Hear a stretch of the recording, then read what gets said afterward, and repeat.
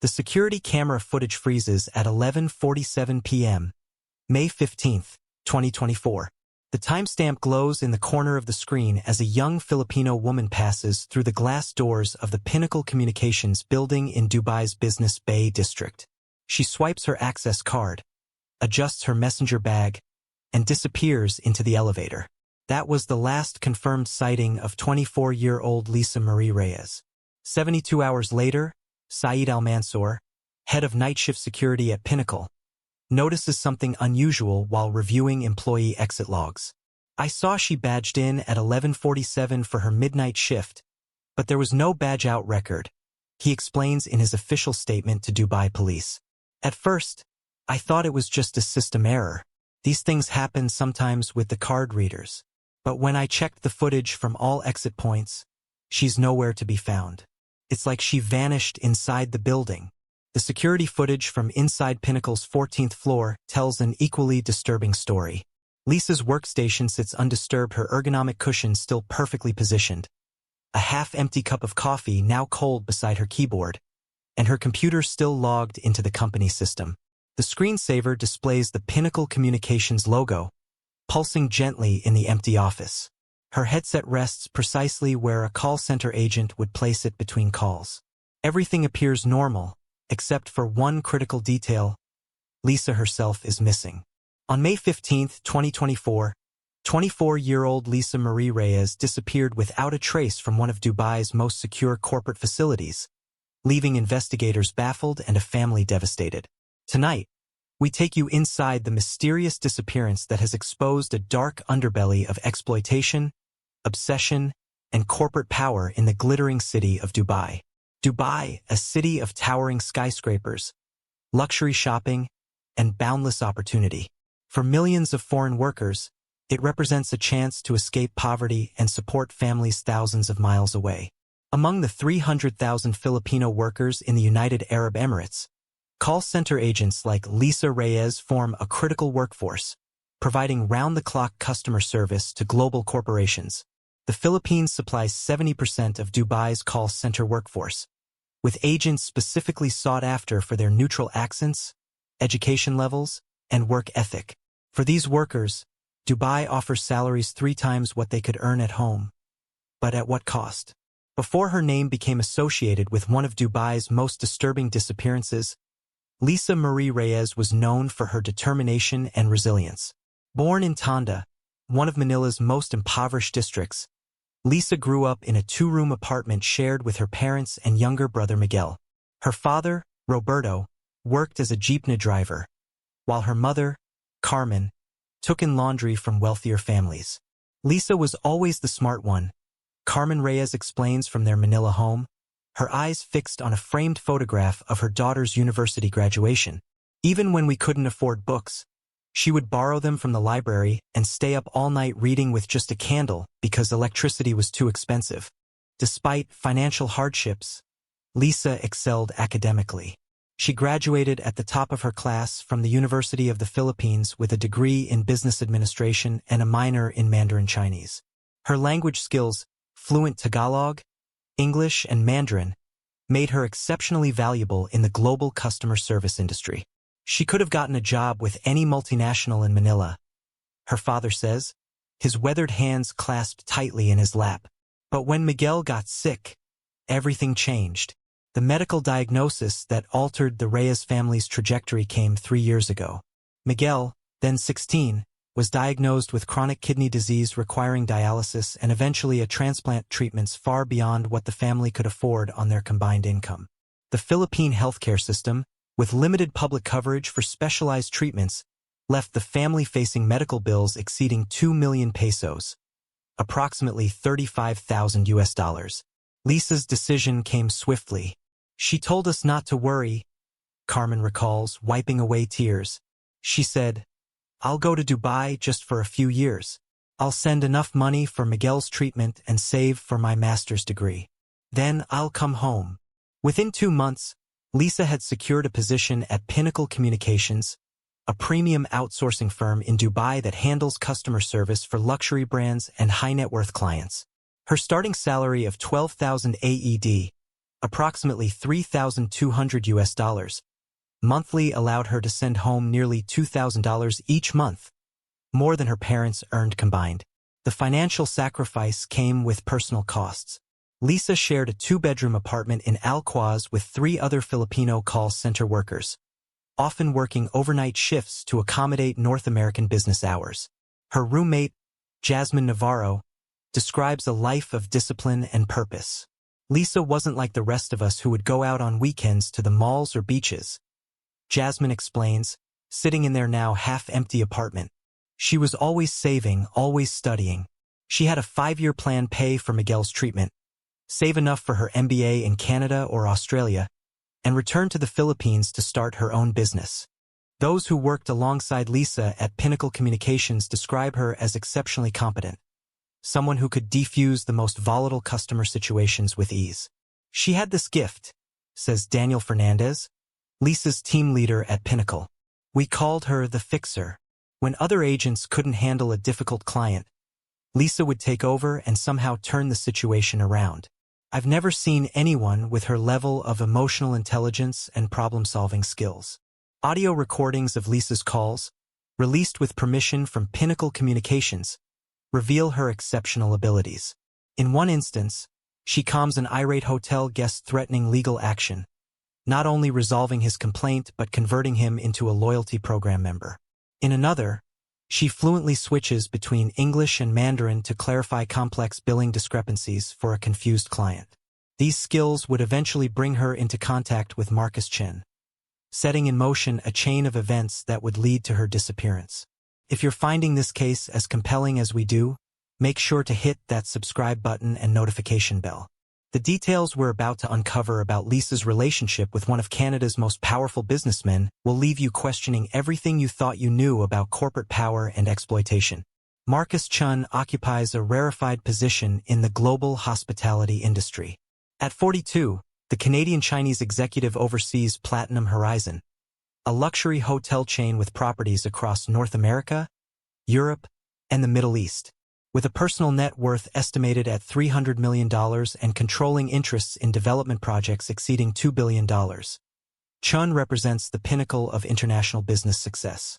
His public persona is carefully crafted: the philanthropist who donates millions to children's charities, the business visionary featured on the cover of Fortune magazine, the cultural ambassador bridging East and West. His TED Talk, Hospitality Without Borders, has over 5 million views. His annual charity gala in Vancouver raises 8 figures for cancer research. Marcus Chen has built his entire identity around being the perfect global citizen, explains Samantha Wright, author of Billion-Dollar Facades, The Hidden Lives of Corporate Elites. He embodies the multicultural success story: Chinese heritage, Canadian education, global business portfolio. He's precisely what the business world wants to celebrate. But behind closed doors, associates describe a different Marcus Chen: controlling, volatile, and obsessed with personal loyalty. He fires staff who make eye contact with him for too long, claims a former executive assistant who requested anonymity.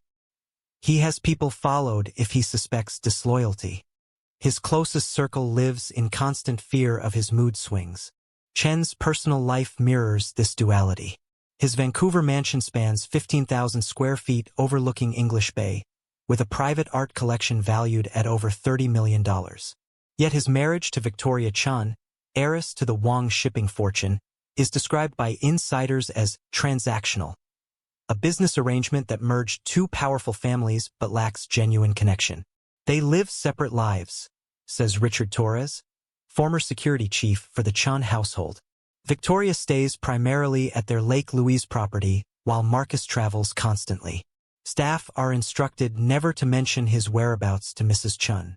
There are entire wings of their Vancouver home that she doesn't have access codes for. Chen's business operations across the Gulf region have expanded dramatically in the past decade. Platinum Horizon currently operates 7 luxury properties in the UAE, Saudi Arabia, and Qatar, with 5 more under development.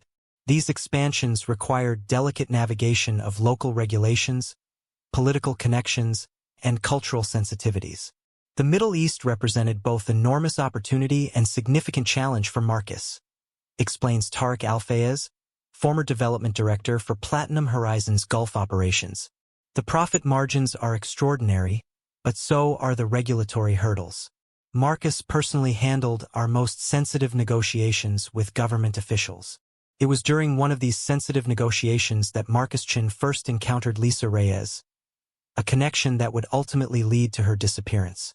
On September 18, 2023, at approximately 3:15 a.m. Dubai time, 6:15 p.m. the previous day in Vancouver, Marcus Chen placed a call to Platinum Horizons' dedicated support line at Pinnacle Communications. The call was automatically routed to Lisa Reyes based on language requirements and priority client protocols. The issue seemed straightforward.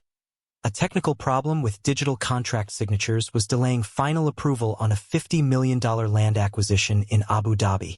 The deadline was 10 a.m. local time, just hours away. Legal teams in 3 countries had been working for days on the documents, but a critical signature page showed encryption errors that prevented submission to UAE authorities. Call recordings from that night reveal Lisa's exceptional problem-solving skills in real time. Mr. Chen, if you'll allow me to access the document management system directly rather than just viewing the error reports, I believe I can isolate the source of the corruption. Lisa says calmly in the recording, her voice professional and assured despite the high-stakes situation.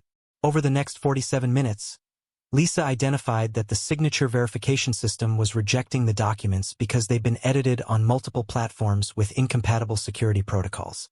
She developed a workaround that preserved the legal integrity of the signatures while restructuring the document's security architecture.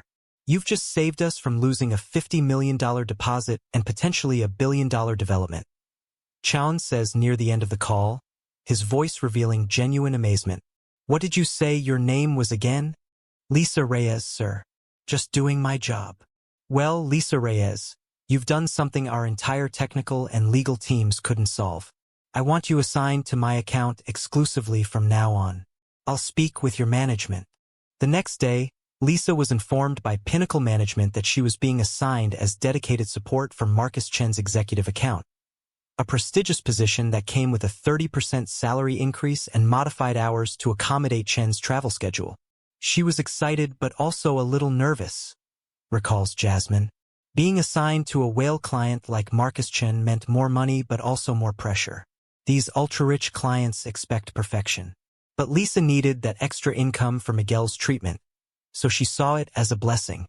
None of her colleagues or family could have imagined that this seemingly fortunate professional connection would be the first step toward Lisa's eventual disappearance, and the unraveling of a dark pattern of exploitation that would shock even the most hardened investigators.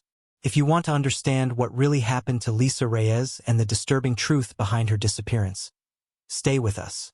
In our next segment, we'll reveal how professional boundaries gradually eroded as Marcus Chen's interest in Lisa transformed from professional appreciation to dangerous obsession. Hit subscribe now. The details we're about to share will leave you questioning everything you thought you knew about power, vulnerability, and predatory behavior in the corporate world. What began as a standard client-agent relationship transformed with alarming speed in the weeks following their first interaction. Call records obtained from Pinnacle Communications reveal a pattern that should have raised red flags. In October 2023, Marcus Chen contacted the support line 8 times, all legitimate business inquiries.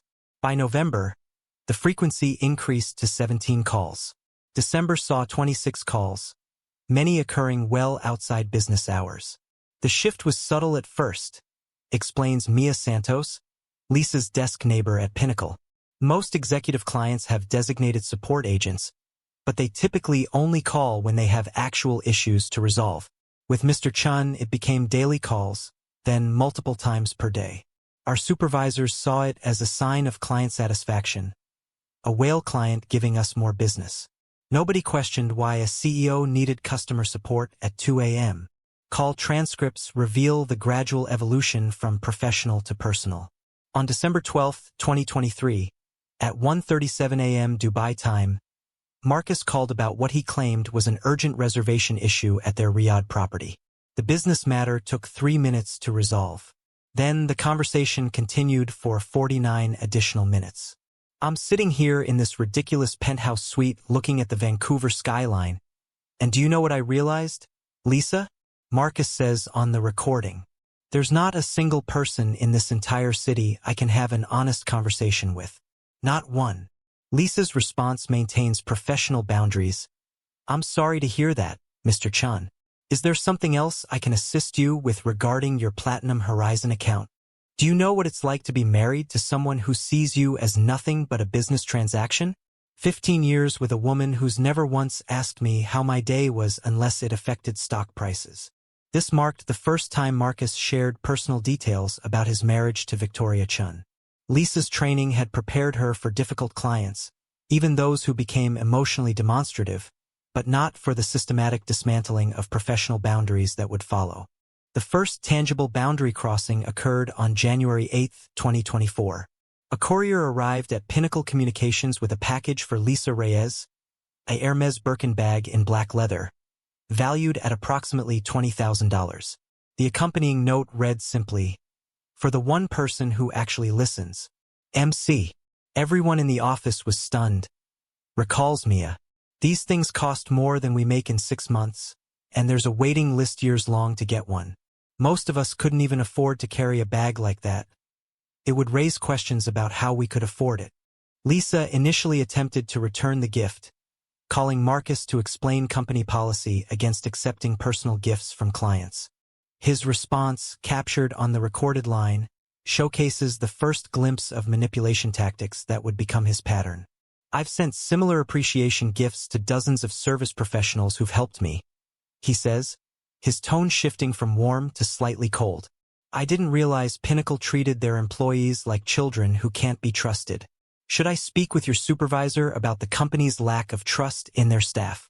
The implied threat that refusing the gift could escalate to management and potentially jeopardize her position placed Lisa in an impossible situation. Company policy prohibited gifts valued over $100, but enforcing this rule against a client who represented millions in contracts would not be viewed favorably by management. If you think the ethical dilemmas Lisa faced in these early stages are troubling, stay with us. The manipulation tactics we're about to reveal show how a powerful predator systematically isolated his target, creating dependencies that would make escape increasingly impossible. Hit that subscribe button now. The next segment exposes tactics that anyone could fall victim to, regardless of their intelligence or strength. The first in-person meeting between Marcus Chen and Lisa Reyes occurred on February 17, 2024. Flight records show Marcus's private jet landing at Al Maktoum International Airport at 6:42 a.m. local time. His official schedule, shared with Platinum Horizon's board, listed Gulf region development meetings as the purpose of his 3-day visit. However, internal communications obtained from his executive assistant tell a different story. "Clear my entire schedule except for the mandatory call with Singapore investors," reads an email sent from Marcus's account to his assistant. "The development meetings are cover. No one needs to know my actual movements in Dubai." Lisa received a text message that morning from an unknown number. "I'm in Dubai for meetings. Would appreciate your insights on our regional operations over dinner. Car will collect you at 7 p.m. Marcus Chen. Security footage from Lisa's apartment building shows her leaving at precisely 7 p.m., wearing a new navy blue dress she had purchased that afternoon. The car waiting for her was a Rolls-Royce Phantom with darkened windows and a private chauffeur. The destination was the Burj Al Arab, Dubai's iconic sail-shaped 7-star hotel, where suites start at $10,000 per night. Marcus had reserved the exclusive Al Mahara restaurant, known for its underwater aquarium walls and Michelin-starred cuisine. Restaurant staff later confirmed to investigators that Marcus had arranged for a completely private dining experience, paying to close the entire restaurant to other guests, an accommodation that reportedly cost over $50,000. Security footage from the hotel lobby captures their departure at 11:23 p.m. Lisa appears slightly unsteady, leaning against Marcus as they enter the elevator to the royal suite on the top floor. What happened next is known only through audio recordings discovered in Lisa's cloud storage after her disappearance, recordings she apparently made deliberately that night. The 37-minute audio file begins with ambient sounds of the suite and Marcus offering Lisa another glass of champagne. Their conversation becomes increasingly personal, with Marcus sharing vulnerabilities about his childhood in a strict Chinese household, the pressure of managing his empire, and his feelings of connection with Lisa. "You're the only person who sees me as a human being, not a walking bank account," his voice says on the recording. "Do you know how rare that is in my world?" Lisa's responses are brief, sometimes slurred, but she maintains awareness of the situation. At one point, she clearly asks, "Why me? You could have anyone." "Because you're real," Marcus responds, "and because I've never met anyone who understands me the way you do." The recording continues as physical intimacy begins, with Lisa's consent appearing influenced by alcohol but still verbally expressed. What's most revealing is a brief segment captured when Marcus leaves the room momentarily. Lisa whispers to herself, "Remember everything. This is insurance if things go wrong." This calculated decision, to record their encounter as potential leverage, suggests Lisa already sensed danger beneath the luxury and attention. It reveals a young woman trying to maintain some control in a situation where the power imbalance was overwhelming. The morning after brings another recording shorter, just 3 minutes. Lisa alone in the bathroom, her voice now clear and conflicted. "What have I done? This isn't me. But the money could save Miguel. Maybe this is just one time." But it wasn't just one time. Bank records show a wire transfer of $25,000 appearing in Lisa's Philippine bank account that morning, with the transaction description listed simply as consulting services. Within weeks of their first intimate encounter, Marcus Chen established a more permanent arrangement. Real estate records show he signed a 1-year lease for a luxury 2-bedroom apartment in downtown Dubai's Burj Khalifa district on March 1, 2024, paying the entire 350,000 AED, $95,000 US, upfront. Text messages recovered from Lisa's phone document his proposition. "I've secured a private space for us when I'm in Dubai. No hotel staff, no prying eyes. The keys will be delivered to you tomorrow. Use it whenever you want. It's yours when I'm not in town." The financial impact on the Reyes family in Manila was immediate and dramatic. Miguel began receiving specialized treatment at Manila's premier private hospital. Their parents moved from their cramped Tondo apartment to a modest but comfortable condo in Makati. Lisa's father was able to retire from his physically demanding job as a jeepney driver. Meanwhile, subtle changes appeared in Lisa's lifestyle. Coworkers noted her wardrobe shifting from modest business attire to designer pieces. Still conservative, but unmistakably expensive. She began wearing a diamond bracelet that gemologists later estimated at $75,000. The most significant gift arrived in early April, the latest iPhone model with all accessories, delivered to Lisa at Pinnacle Communications. She showed the device to her friend Aileen Domingo, the only colleague she had confided in about the true nature of her relationship with Marcus. She was excited about the phone but mentioned something odd.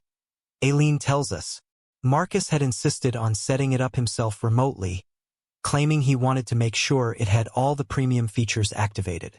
He had her old phone data transferred but kept her old device, saying he'd have his tech team properly erase it. Digital forensic experts would later identify this as a critical moment in the relationship's power dynamic. The new phone contained sophisticated tracking software disguised as system applications, allowing Marcus to monitor Lisa's location, communications, and even activate the microphone remotely. By late April 2024, Lisa's financial dependence on Marcus had become nearly complete. Bank records show her salary from Pinnacle was now being automatically transferred to a savings account, untouched, while her living expenses and family support came entirely from Marcus's payments, which now arrived with increasing conditions attached. A particularly revealing text exchange from April 27th shows the escalating control. Marcus, I need you available this weekend. Arriving Thursday night. Lisa, I promised my friend Jasmine I'd attend her birthday celebration Saturday. Could we meet Friday instead? Marcus, after a 3-hour delay, I've transferred $50,000 for Miguel's upcoming surgery consultation. I thought your brother's health was your priority. I've changed numerous board meetings to see you. Perhaps I misunderstood our arrangement. Lisa, I'm sorry. You're right. I'll be available all weekend. Marcus, that's my good girl. I've sent something special to the apartment. Wear it when I arrive. This manipulation tactic, linking financial support for her brother's medical needs to her compliance, represents a textbook case of coercive control. Each gift came with increasingly explicit expectations, transforming what might have begun as a transactional relationship into one of ownership. She knew it was wrong, Aileen says, showing us the last coffee meeting she had with Lisa in early May. She told me she was trapped between her family's needs and this situation that was spiraling out of control. She said, "I made a deal with the devil, and now I don't know how to get out." On May 3, 2024, at approximately 2:17 a.m., security cameras at Lisa's original apartment complex in Alquaz captured footage that investigators would later identify as the first unmistakable warning sign. Marcus Chen, wearing dark clothing and a baseball cap pulled low over his face, arrives in a black Mercedes with tinted windows. He doesn't use the building's intercom system. Instead, he punches in a door code he shouldn't have known and proceeds directly to Lisa's unit. "I was asleep when someone started pounding on our door," recalls Jasmine Navarro. "When I checked the peephole and saw it was him, I was terrified. This wasn't normal client behavior. This was something else entirely." Lisa wasn't home that night. She was working an overnight shift at Pinnacle. Text messages recovered from her phone show Marcus sent her 17 unanswered messages in the 2 hours before arriving at her apartment, growing increasingly agitated. 8:34 p.m. At the downtown apartment. "Where are you?" 9:15 p.m. "I changed meetings in Tokyo to be here. Answer your phone." 9:47 p.m. "Are you ignoring me?" 10:22 p.m. "Your location shows you're at work. Why didn't you tell me you had a shift?" 11:03 p.m. "Who are you talking to at work? There are no calls routed to you." 11:38 p.m. "I'm coming to find you." This incident triggered Lisa's first serious investigation into how Marcus was tracking her movements. With help from Aileen, who had IT expertise, Lisa discovered multiple unauthorized applications on the iPhone Marcus had given her. She was horrified. Aileen tells us, there was sophisticated tracking software that logged her location every 3 minutes, recorded ambient audio at random intervals, and backed up all her text messages and photos to a private server. The apps were disguised as system software. You'd need to know exactly what to look for to find them. Rather than confronting Marcus immediately, Lisa made a strategic decision. She kept the compromised phone but began using her original device for any sensitive communications, leaving the tracked phone at locations that wouldn't raise suspicion. She was trying to regain some control, explains Dr. Elena Marquez. This is a common survival tactic in coercive relationships. The victim creates the illusion of compliance while secretly establishing escape routes. Marcus's control tactics intensified through emotional manipulation. Call center colleagues noted dramatic mood swings in Lisa during this period. Extreme happiness one day, withdrawn depression the next. This pattern directly correlated with Marcus's communication style, which alternated between lavish affection and cruel silence. Text message exchanges reveal this manipulation technique. May 5th. After sending flowers to her workplace, "You're the most important person in my life. I've never felt this connection with anyone." May 7th. After Lisa mentioned a team lunch with colleagues, "I see I'm not a priority for you. Perhaps I've misunderstood what we have. Enjoy your lunch." May 8th. After 24 hours of silence, "I'm sorry for overreacting. You deserve to have friends. I've transferred funds for Miguel's surgery and booked a weekend in Maldives for us next month." Lisa attempted to establish boundaries during a recorded phone call on May 9th. The audio, recovered from her cloud storage, reveals both her courage and his reaction. "I need some space to think about where this is going," Lisa says, her voice calm but determined. The tracking, the showing up unannounced, the constant monitoring. It's becoming too much. Marcus's response turns suddenly cold. "After everything I've done for you and your family, this is how you repay my generosity. I can take it all away just as easily as I gave it." When Lisa doesn't immediately back down, his voice escalates to shouting, "You're nothing without me. Your brother goes back to dying in some filthy Manila hospital, your parents back to poverty, and you back to being just another replaceable voice on a phone." 20 minutes after this call, a courier arrived at Pinnacle Communications with a package for Lisa, a diamond necklace valued at approximately $95,000 with a note reading simply, "Forgive me. I'm afraid of losing you. If you're finding these patterns of abuse disturbing, stay with us after this short break." The escalation we're about to reveal shows how financial control and substance manipulation became Marcus's next weapons, tactics that experts warn are increasingly common in predatory relationships across all socioeconomic levels. Hit subscribe now to understand the warning signs that could protect you or someone you love. In mid-May, Marcus introduced a new element of control, offering to simplify Lisa's finances. Bank records show he established an offshore account in her name, routing all his payments through this new structure and encouraging her to have her Pinnacle salary deposited there as well. He presented it as tax optimization, explains financial investigator Robert Tanaka. In reality, it gave him complete visibility into her finances and the ability to restrict her access with a single phone call. These accounts in certain jurisdictions require dual authentication for withdrawals above a certain threshold.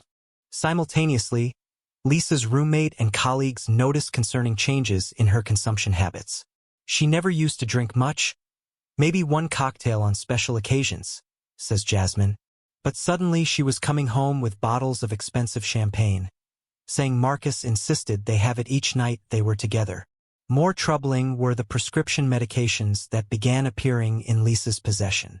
Text messages from Marcus frequently included reminders. May 18th. Did you take the relaxation pills I gave you? They'll help with your anxiety. May 20. Take 2 of the blue pills before I arrive. They'll help you enjoy our evening more.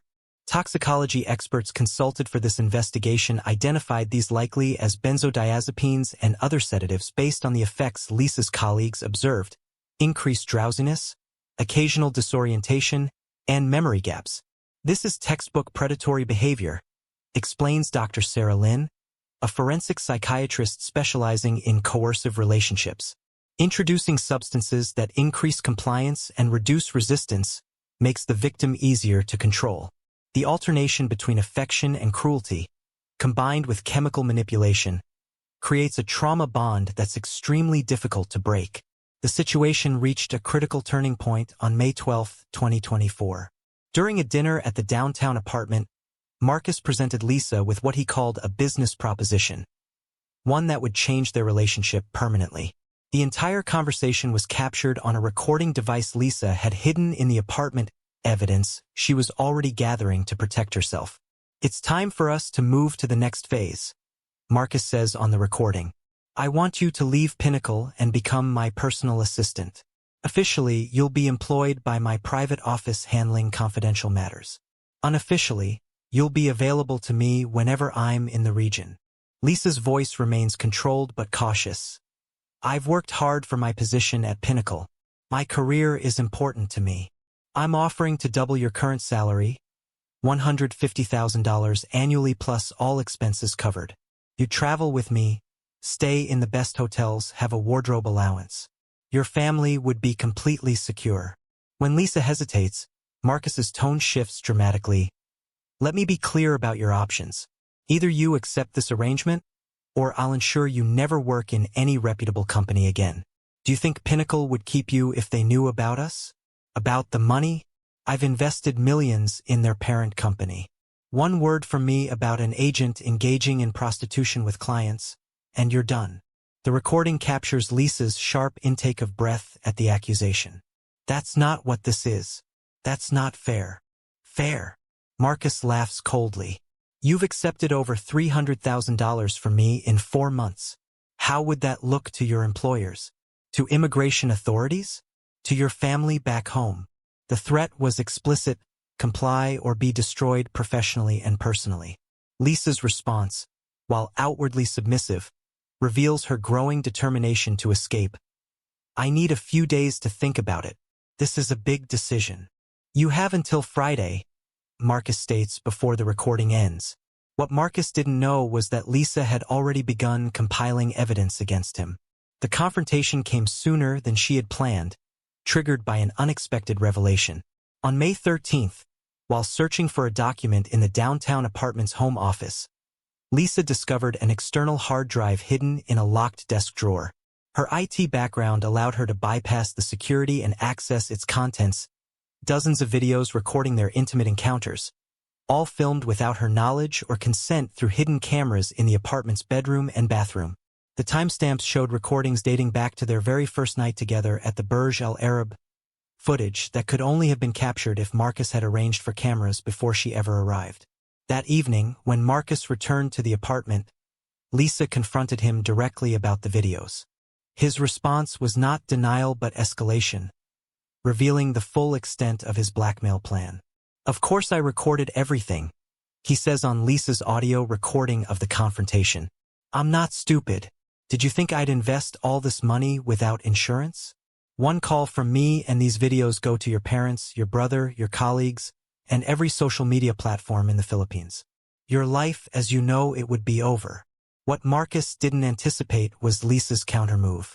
During this same conversation, she revealed her own collection of evidence, recordings that went far beyond their personal relationship.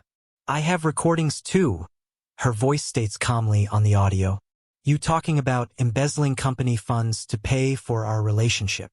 You detailing exactly how you bribed UAE officials to expedite the Abu Dhabi property permits.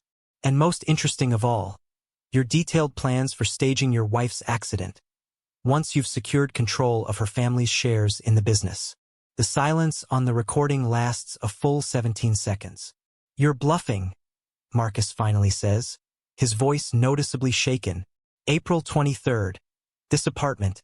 After your third whiskey," Lisa recites. "You explained exactly how you've been channeling company funds through shell corporations in Cyprus to pay for your personal entertainment in Dubai and elsewhere. March 18th, you described paying 2 million dirham to an Emirati official to bypass environmental regulations on your Abu Dhabi property. And May 5th, you outlined how Victoria's sailing accident would be made to look like equipment failure.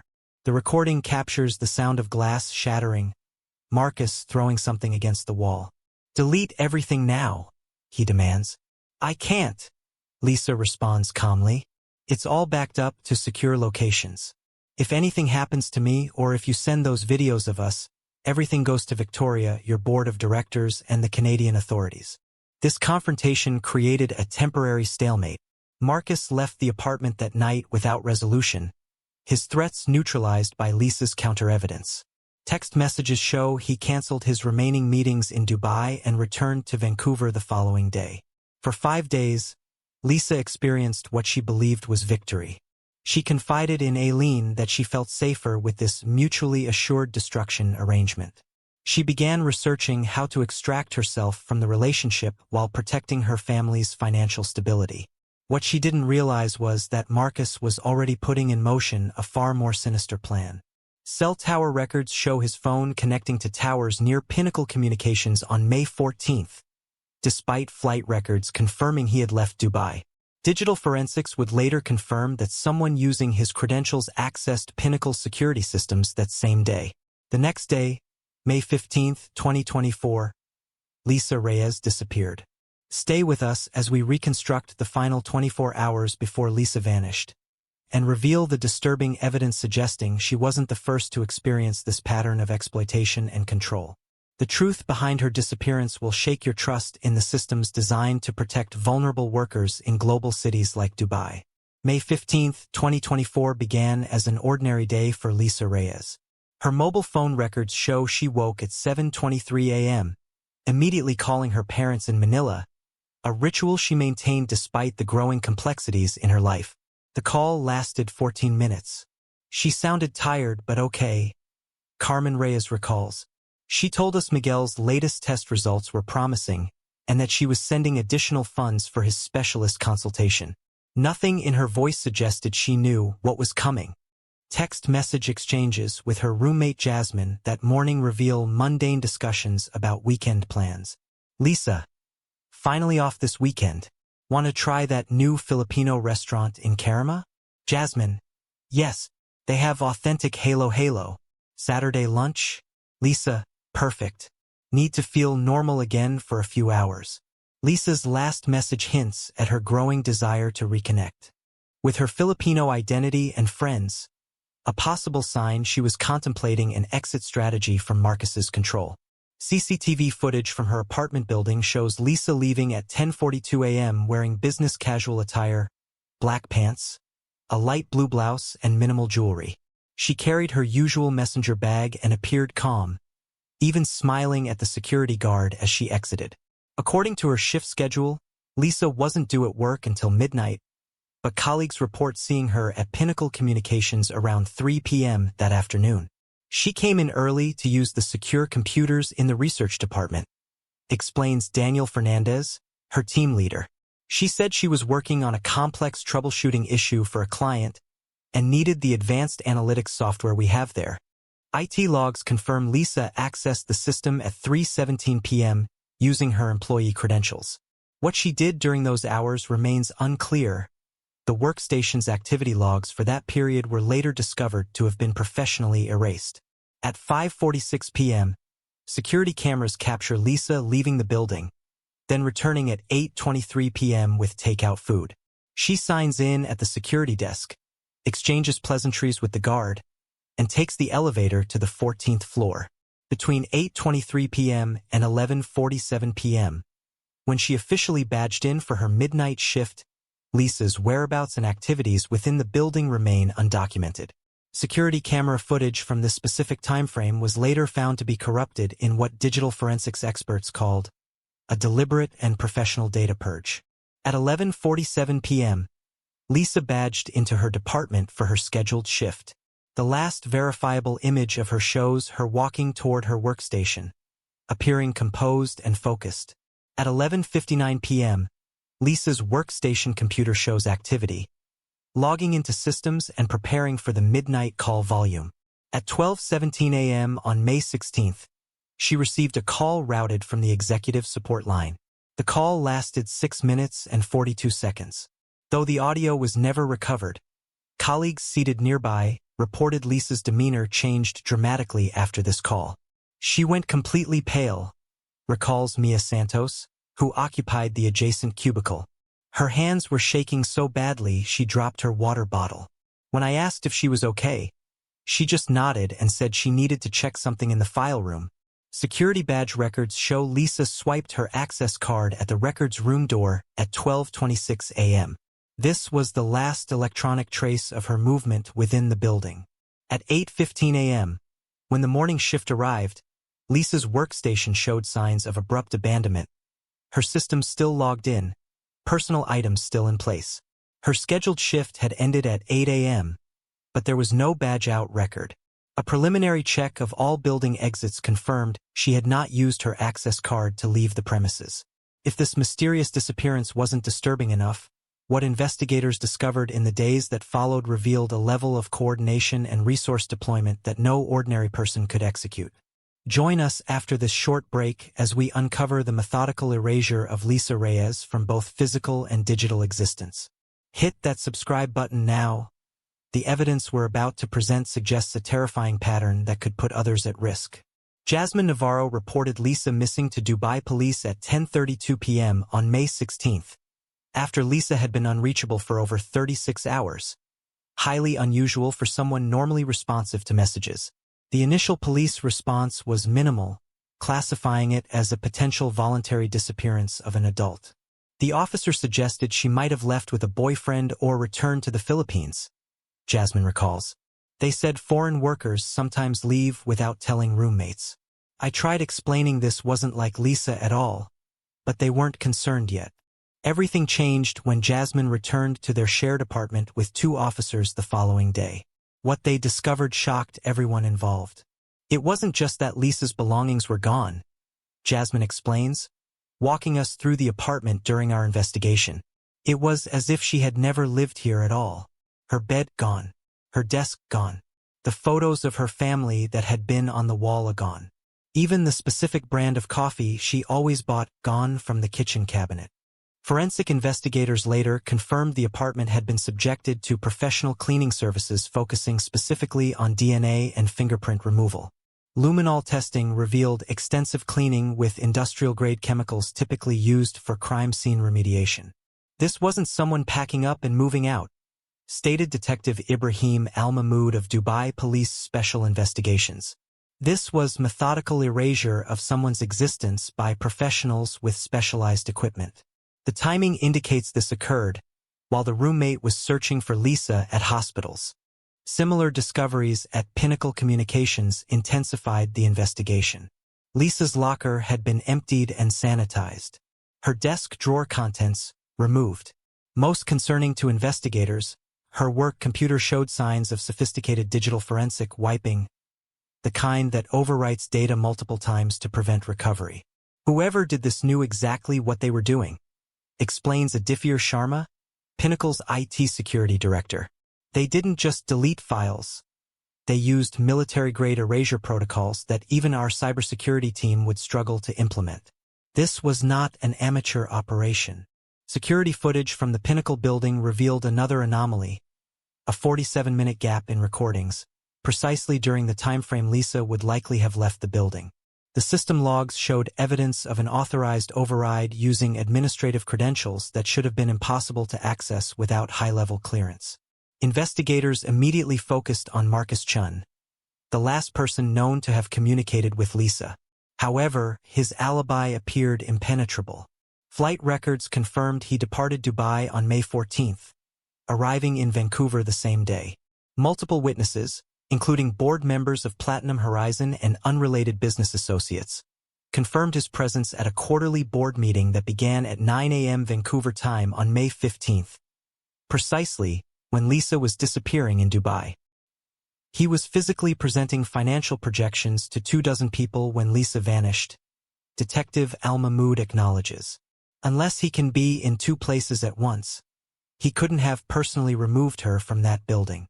The investigation took an unexpected turn when Lisa's iPhone, the device Marcus had given her, suddenly activated on May 18. Location data showed it moving through Dubai's Dara district, then appearing in various shopping malls and tourist areas over subsequent days. We deployed teams to every location, explains Detective Al-Mahmoud. But despite having exact coordinates from the phone's GPS, we never visually located either the phone or Lisa. More disturbing, when we reviewed security footage from these locations, there was no sign of her at any of them. Digital forensics revealed the phone was connecting to cell towers but not being physically carried by anyone, suggesting sophisticated remote activation to create false movement patterns. The downtown Dubai apartment that Marcus had rented for their encounters yielded the most disturbing evidence.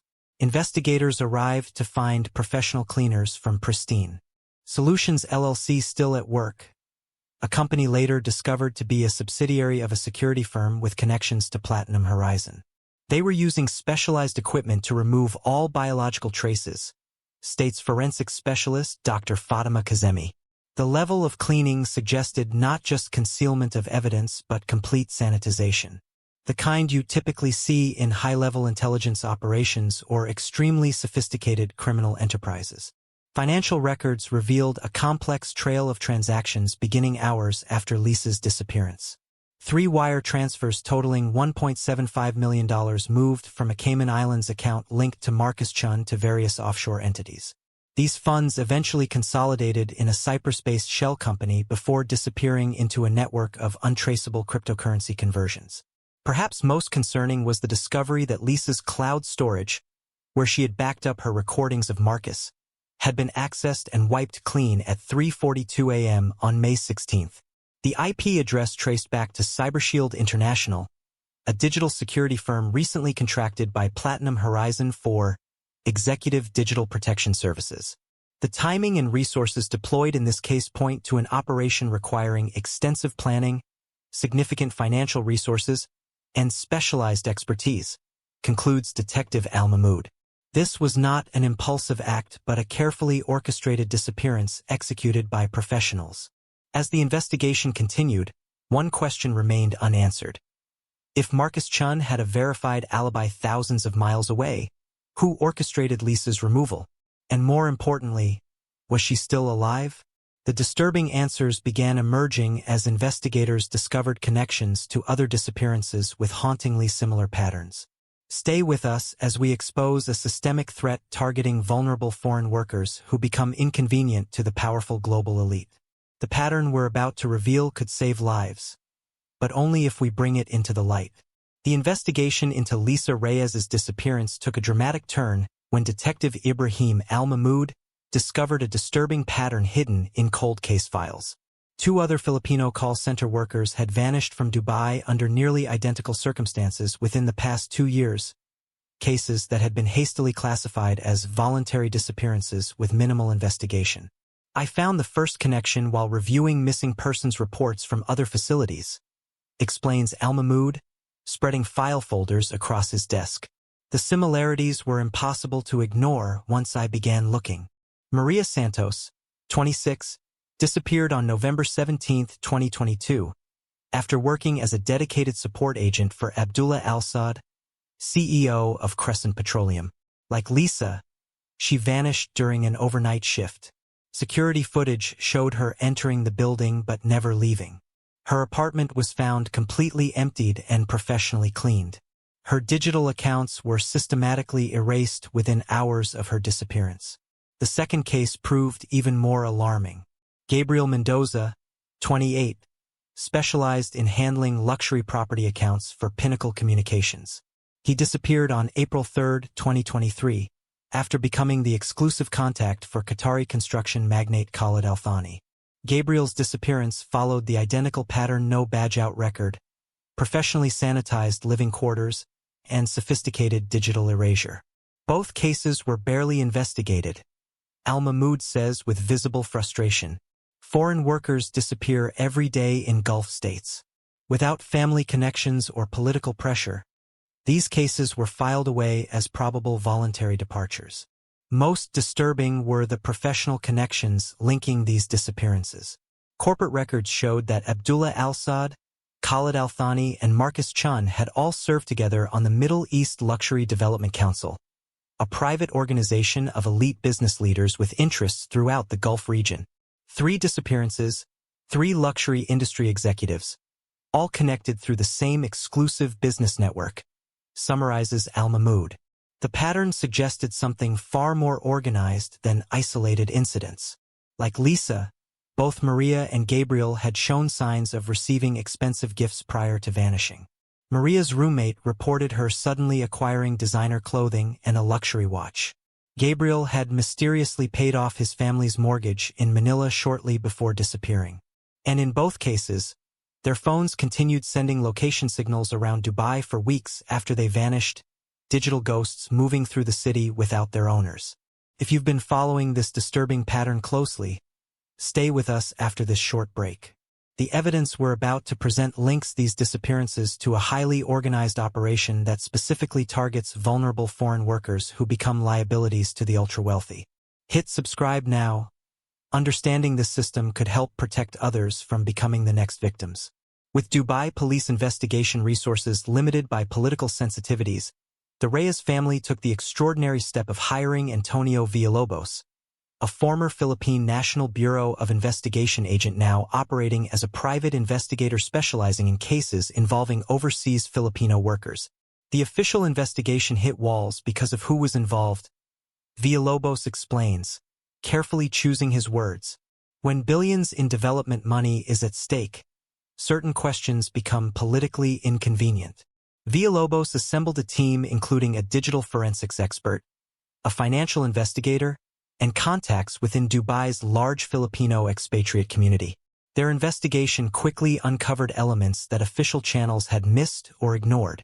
Through confidential sources within Dubai's security contractor community, Villalobos discovered references to an operation nicknamed Ghost Protocol, a service offered to select clients requiring the complete removal of problematic individuals. This isn't just murder for hire, Villalobos clarifies. Murder leaves evidence, bodies, investigations. This is something more sophisticated, the complete erasure of a person from physical and digital existence. According to Villalobos' sources, The service is provided by former intelligence operatives from various countries who now work privately for elite clients. The operation involves specialized teams, surveillance specialists, digital forensics experts, cleanup crews, and document specialists capable of creating false immigration records. The target doesn't just disappear, Villalobos explains. They're systematically erased while simultaneously creating digital ghosts, phone signals, occasional emails, social media activity that suggests they're still alive but have voluntarily vanished. This discovery prompted a deeper analysis of call center recordings involving high-net-worth clients and their dedicated agents. A disturbing pattern emerged of wealthy clients systematically testing boundaries with support staff, beginning with personal conversations, progressing to gifts, then meetings outside work settings. These weren't random incidents, states Dr. Elena Marquez, reviewing the evidence. This appears to be a methodical process of identifying vulnerable targets, assessing their financial pressures, and exploiting those vulnerabilities to create compromising situations. Perhaps most disturbing was the testimony of former security contractor James Harrington, who claimed direct knowledge of removal operations targeting service workers who became liabilities to wealthy clients. These operations cost between $2 and $5 million, depending on complexity, Harrington revealed in a sworn statement to Villalobos. The clients never directly order the disappearance. They contact intermediaries who handle everything, ensuring complete deniability. According to Harrington, targets typically fall into specific categories: individuals with compromising information about illegal activities, witnesses to criminal behavior, or those who threaten the client's reputation through personal relationships gone wrong. The Filipino call center workers are perfect targets, Harrington explained. They have access to sensitive client information, they're financially vulnerable, and they lack the political connections to trigger serious investigations if they disappear. Evidence of systematic cover-up emerged when Villalobos attempted to access immigration records for the missing workers. Official UAE systems showed all three, Lisa, Maria, and Gabriel, had voluntarily departed the country within days of their disappearances, with exit stamps and flight manifests supporting this narrative. The records are sophisticated forgeries, Villalobos confirms. Flight manifests show their names, but security footage from those flights shows no sign of them boarding. Someone with high-level access created an official paper trail of voluntary departure. Dubai authorities' reluctance to challenge these records revealed the political complexities surrounding the investigation. With billions in foreign investment at stake, pursuing cases against powerful international business figures carried significant economic risks for the emirate. This isn't unique to Dubai, explains human rights attorney Sofia Rodriguez. Across global financial centers, we see similar patterns where the vulnerable remain unprotected, while the powerful operate with virtual immunity. The disparity in resources makes justice nearly impossible. The technological aspects of these disappearances proved particularly disturbing. Analysis of Lisa's remaining digital footprint showed evidence of sophisticated counterforensic techniques, the kind typically associated with nation-state intelligence operations. Whoever did this has access to tools and expertise beyond standard criminal organizations, concludes cybersecurity expert Ravi Mehta. The precision of the digital erasure, combined with the creation of ghost activity, suggests either government-level resources or former intelligence operatives now working in the private sector. The Filipino community in Dubai responded to these revelations with unprecedented mobilization. Weekly prayer vigils outside the Philippine consulate grew from dozens to hundreds of participants. Community leaders established Bante OFW, Guard Overseas Filipino Workers, volunteer groups implementing buddy systems for call center workers handling high-profile clients. We cannot rely on authorities to protect our people, explains community organizer Elena Santos. So we are creating our own safety networks. No Filipino worker attends private meetings with wealthy clients without accountability partners knowing their location and expected return time. Media coverage in the Philippines exploded, with daily updates on the investigation and emotional interviews with the families of the disappeared. Headlines like "Dubai's disappeared," "The dark side of the OFW dream," dominated front pages, creating diplomatic pressure as public outrage grew. The Philippine government, initially hesitant to challenge the UAE on the issue, faced mounting political pressure to act. Foreign Affairs Secretary Manuel Roxas issued increasingly forceful statements. We demand a thorough and transparent investigation into these disappearances. Filipino workers are not expendable. Their lives matter, their safety matters, and we will hold accountable anyone involved in harming our citizens abroad. Pinnacle Communications and similar outsourcing companies implemented emergency safety protocols, installing additional security cameras, requiring supervisor approval for all one-on-one client meetings, and providing panic button applications on company phones. Most significantly, anonymous tips began flooding in from other workers with similar experiences.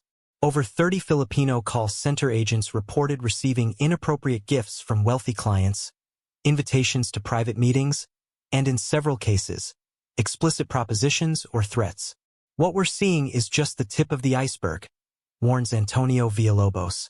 These 3 disappearances represent the extreme cases, but beneath them lies a vast pattern of exploitation and abuse that has remained hidden because victims fear losing their livelihoods.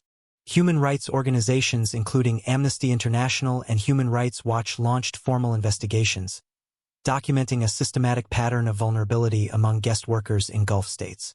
Their preliminary report, Disposable Labor, Exploitation and Disappearance in the Global Service Economy, highlighted how economic desperation creates conditions where workers cannot refuse dangerous situations without risking their family's survival. As public pressure mounted and the pattern became impossible to ignore, the investigation entered a new phase, following the money trail that might finally connect the disappeared to those who orchestrated their vanishing. Join us after the break as we reveal the financial evidence that blew this case wide open, and the shocking developments that finally brought a measure of justice for Lisa Reyes and others like her. The financial investigation that would ultimately crack open the conspiracy behind Lisa Reyes's disappearance began with a single anomalous transaction. On June 3, 2024, financial intelligence analysts identified a payment of $2.75 million from a shell corporation linked to Marcus Chen's personal holdings to Secure Solutions International, a company registered in the Seychelles with no public-facing operations or website. Following the money trail is often what breaks these cases, explains forensic accountant Samira Khalid. People sophisticated enough to erase physical evidence often leave financial footprints they believe are untraceable. Further investigation revealed that Secure Solutions International served as a front for former military and intelligence personnel, offering problem resolution services to ultra-wealthy clients globally. Records obtained through an international banking consortium showed the company had received similar payments coinciding with the disappearances of Maria Santos and Gabriel Mendoza, $2.3 million and $2.5 million respectively. The payment patterns were identical in all 3 cases, Khalid continues. An initial deposit of 40% approximately 1 week before each disappearance, followed by the remaining 60% within 24 hours after the person vanished. Classic contract structure, partial payment before service, completion payment after delivery. This financial evidence provided the first concrete connection between Marcus Chen and the operational side of Lisa's disappearance. While his physical alibi in Vancouver remained unbroken, the money trail revealed him as the likely architect of her removal. As investigators built their case, a parallel development occurred that nobody had anticipated. On June 12, 2024, Victoria Chen, Marcus's wife, received an unmarked package at their Vancouver residence. Inside was a USB drive containing partial copies of Lisa's recordings.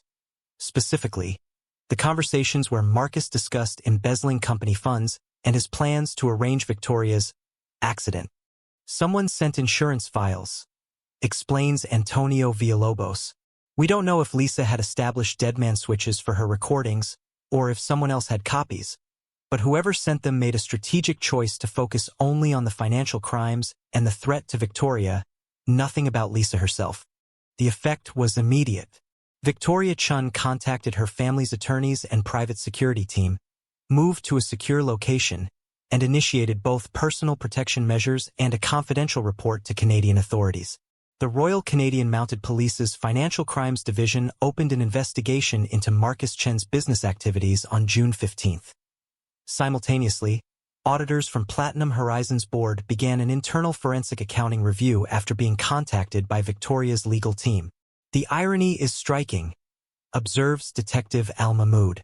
Lisa disappeared because she knew too much about Marcus's criminal activities, but her disappearance ultimately triggered the very exposure he was trying to prevent.